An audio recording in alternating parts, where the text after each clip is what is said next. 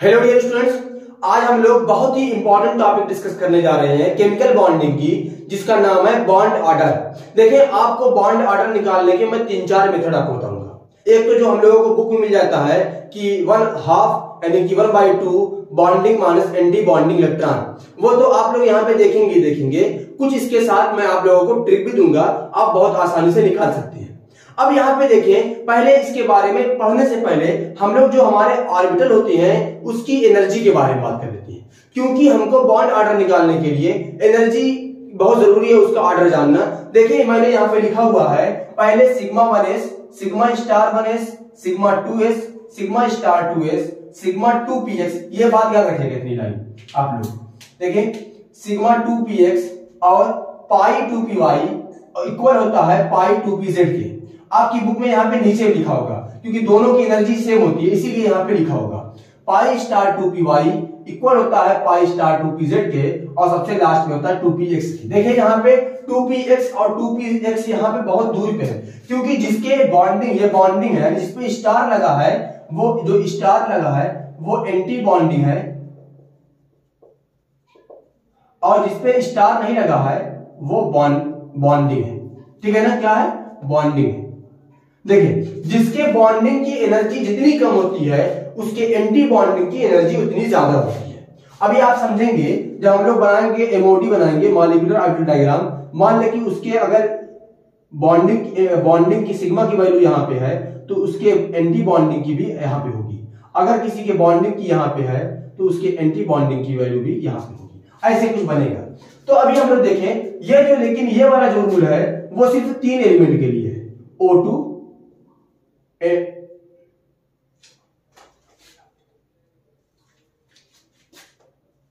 O2, F2 और Ne2 के लिए।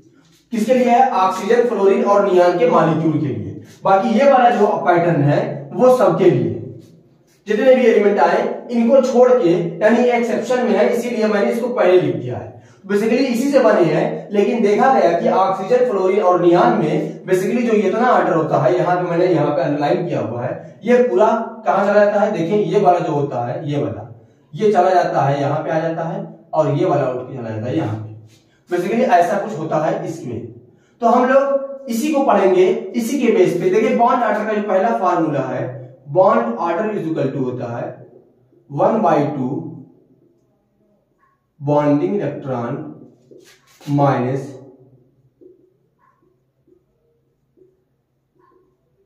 Anti bonding electron. Bonding electron minus anti bonding electron का फार्मूला इस्तेमाल करेंगे और हम लोग बहुत आसानी से कैलकुलेट करेंगे। चलिए, पहला एग्जांपल मैं लेता हूं O2 का। देखें, O2 का क्या होता है? O2 में यानी ऑक्सीजन के एक एटम में 8 इलेक्ट्रॉन, तो O2 है तो कितने इलेक्ट्रॉन टोटल होंगे?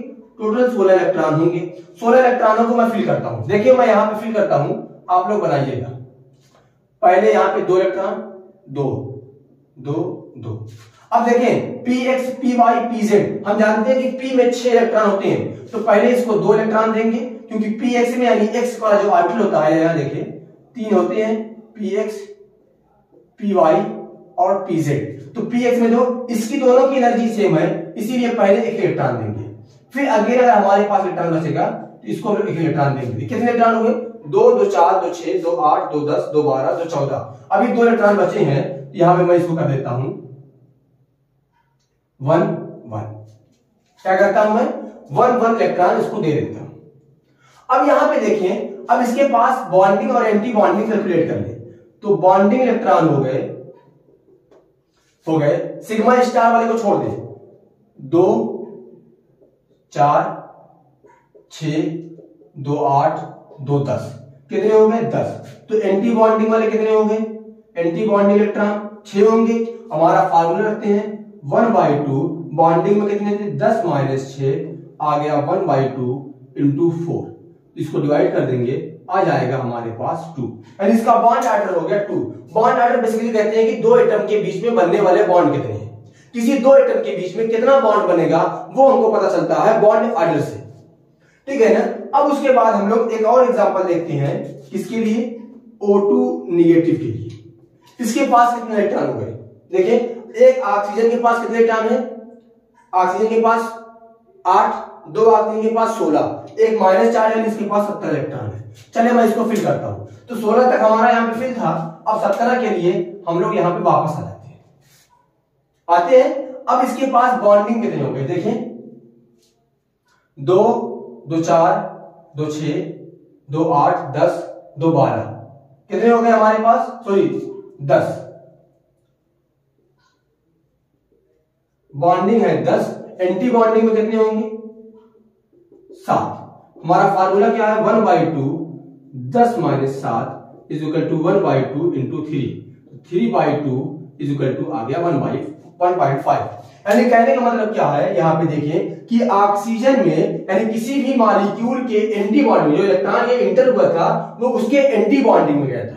एंटी बॉन्डिंग में जब इलेक्ट्रॉन जाता है, ये वर्ड लिख लीजिएगा, किसी भी मॉलिक्यूल के एंटी बॉन्डिंग में जब इलेक्ट्रॉन जाता है तो उसका जो बॉन्ड ऑर्डर होता है वो डिक्रीज करता है। क्या कहा मैंने, when electron enter into anti-bonding then bond order decreases। Bond order क्या होता है, डिक्रीज करता है। अब यहां पे देखिए बॉन्ड ऑर्डर क्या होता है, एक उसकी रियल वैल्यू भी है, यानी फ्रैक्शन भी आ सकता है, डेसिमल भी आ सकता है, कुछ भी हो सकता है बॉन्ड ऑर्डर। तो हम लोगों ने O2 का देख लिया, आप किसी और का देखना चाहें, चलिए हम लोग बनाते हैं NO का। देखिए नाइट्रोजन में कितने हो गए, नाइट्रोजन में 7 और 8 कितने हो गए 15, 8 इसमें 7 इसमें 15 करें। चले तो हम लोग नाइट्रोजन और ऑक्सीजन का इस बेस पे करेंगे, O2 F2 और Ne2 का सिर्फ इस मेथड पे करेंगे। देखिए 2 2 4 2 6 8, यहां पे 1 1 कितने हो गए, 2 2 4 2 6 2 8 2 10 2 12, और यहां पे 2 14, कितना बचा, 1 बचा, है ना। अब यहां पे बॉन्डिंग कैलकुलेट करें, 1 2 2 4 2 6 2 8 2 10, 10 हमारे पास क्या हो गए बॉन्डिंग, तो 1/2 10 - 5, इसको डिवाइड करें तो 1/2 इंटू 5 तो हो गया 2.5। यानी NO में जो बॉन्ड ऑर्डर आएगा वो 2.5 आएगा। कितना आएगा, 2.5 आएगा। आप ऐसे कोई भी एग्जांपल रख के आप इस पे करें, बहुत आसानी से हम लोग बॉन्ड ऑर्डर को कैलकुलेट कर सकते हैं। देखिए बॉन्ड ऑर्डर को सिर्फ इतनी बात याद रखिएगा कि हमारे पास जो O2 F2 और Ne2 है, नियान के जो मॉलिक्यूल है, उसके लिए थोड़ा सा ऑर्डर अलग होगा। और ये स्टेटमेंट आप लिख लीजिएगा, when electron enter into anti bonding it's anti bonding then bond order will be decreases. Bond order क्या होगा, तब डिक्रीज करेगा। अब हम लोग थोड़ा सा इसके बारे में कुछ शॉर्ट ट्रिक देखते हैं, जिससे हम लोग को बहुत आसानी से निकल जाएगा।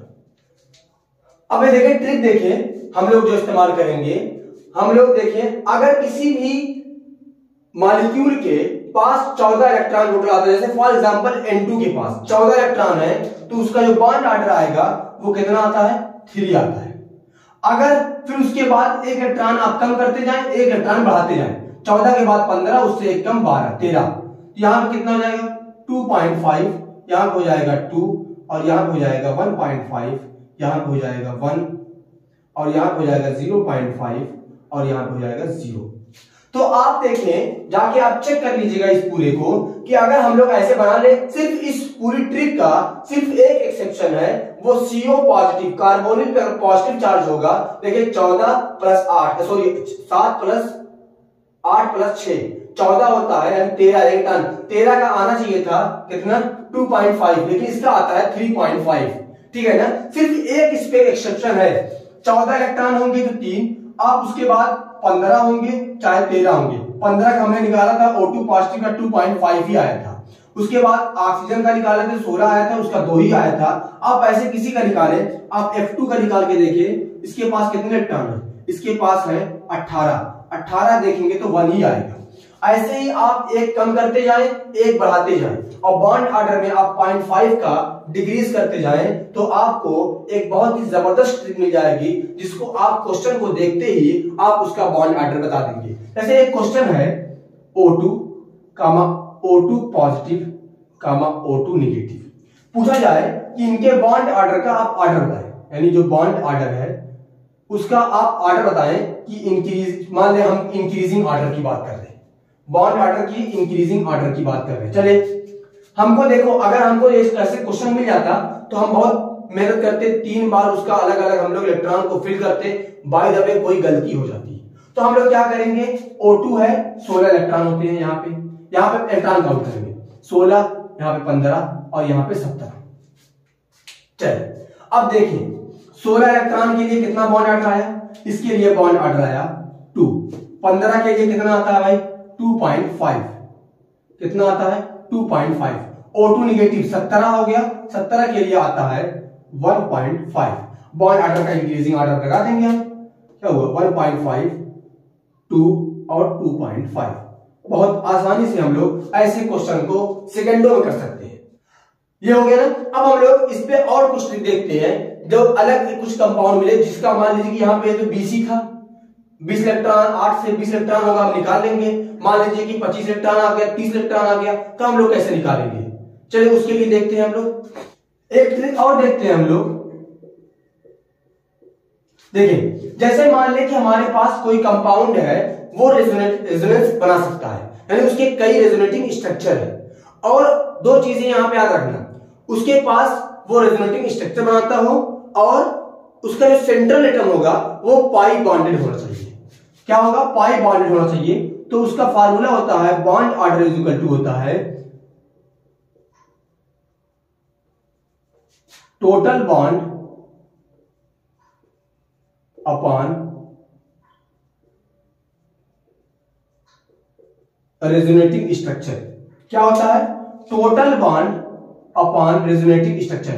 ये किसके लिए एप्लीकेबल होगा, सेंट्रल एटम पाई बॉन्डेड होना चाहिए। जब वो पाई बॉन्डेड होगा तभी हम लोग इसका कैलकुलेट करेंगे। मैं एक एग्जांपल देता हूं, आप लोग करें, देखिए कार्बोनेट का -2। चले स्ट्रक्चर बनाते हैं पहले।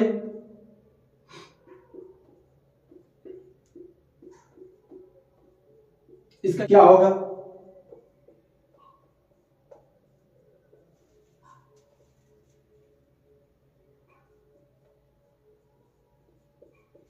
यही होगा ना इसका रेजोनेटिंग स्ट्रक्चर। देखिए क्या हो रहा है कि बार-बार पाई बॉन्ड इधर उधर घूम रहा है।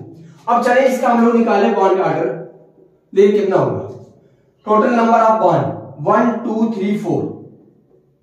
कितने रेजोनेटिंग स्ट्रक्चर बने हैं, 1 2 3 आ गया 1.33। इसका बॉन्ड ऑर्डर आ गया 1.33। आप ऐसे किसी का निकालें, आप इसका भी निकाल लें, SO4 -2 का निकालें। आप जिसका चाहें, बस याद रखना चाहिए कि सेंट्रल एटम पाई बॉन्डेड होना चाहिए। इस ट्रिक में देखिए बहुत आसानी से अगर हम लोग कैलकुलेट करें तो 8 से 24 6 30 2 32 इलेक्ट्रॉनों का हम लोग निकाल नहीं सकते थे बहुत आसानी से, लेकिन हम लोगों ने इस मेथड से बहुत आसानी से आप कैलकुलेट कर सकते हैं। अब एक और ट्रिक देखते हैं। फार्मूला क्या है, bond order is equal to oxidation number upon surrounding oxygen. क्या होगा, सराउंडिंग ऑक्सीजन। चले इस ट्रिक में देखते हैं, एग्जांपल लेके देखते हैं, आप लोगों को समझ में आएगा। ClO4-। चल क्लोरीन सेंट्रल एटम है, इसकी ऑक्सीडेशन निकालते हैं, X + 4 -2 = -1। तो क्या हो जाएगा, X - 8 = -1, तो X = हो जाएगा 7 प्लस, यानी इसकी ऑक्सीडेशन स्टेट कितनी है, +7 है। फार्मूला रखते हैं, X क्या होगा 7 अपॉन सराउंडिंग ऑक्सीजन कितने हैं 4 डिवाइड करें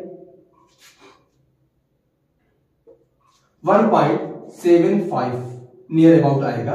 कितना आएगा, 1.75 आएगा। आप ऐसे किसी का निकाल लें, जिसका भी आप निकालना चाहें बहुत आसानी से आप निकाल सकते हैं। आप पहले देख लीजिए क्या हमारे पास जो सेंट्रल एटम है वो अगर रेजोनेटिंग स्ट्रक्चर बना रहा है और तो उसको हम लोग इस तरीके से रख देते हैं। अगर हमारे पास ऑक्सीजन है तो ऑक्सीडेशन स्टेट बना देते हैं। जैसे चाहे आप इस रूल को अप्लाई कर सकते हैं। बॉन्ड ऑर्डर का इससे अच्छी ट्रिक आपको नहीं मिलने वाली। तो हम लोग बॉन्ड ऑर्डर को बहुत ही आसानी से कैलकुलेट कर सकते हैं, बहुत ही सिंपल वे में। जो मेन मेथड है उसको भी मैंने बता दिया, आप उसके बाद इस मेथड को देख लें, इसको देख लें, चाहे इसको देख लें, आपको जो भी समझ में आ जाए वो आप बहुत आसानी से कर सकते हैं। तो आई होप आप लोगों को बॉन्ड ऑर्डर तो आज बहुत अच्छे से क्लियर हो गया होगा। मिलते हैं ऐसे ही एक नई वीडियो के साथ। अगर आप चैनल पर नए हैं तो चैनल को जरूर सब्सक्राइब करिए, क्योंकि यहां पे आपको बहुत अच्छी वीडियो मिलती रहेगी। Thank you for watching.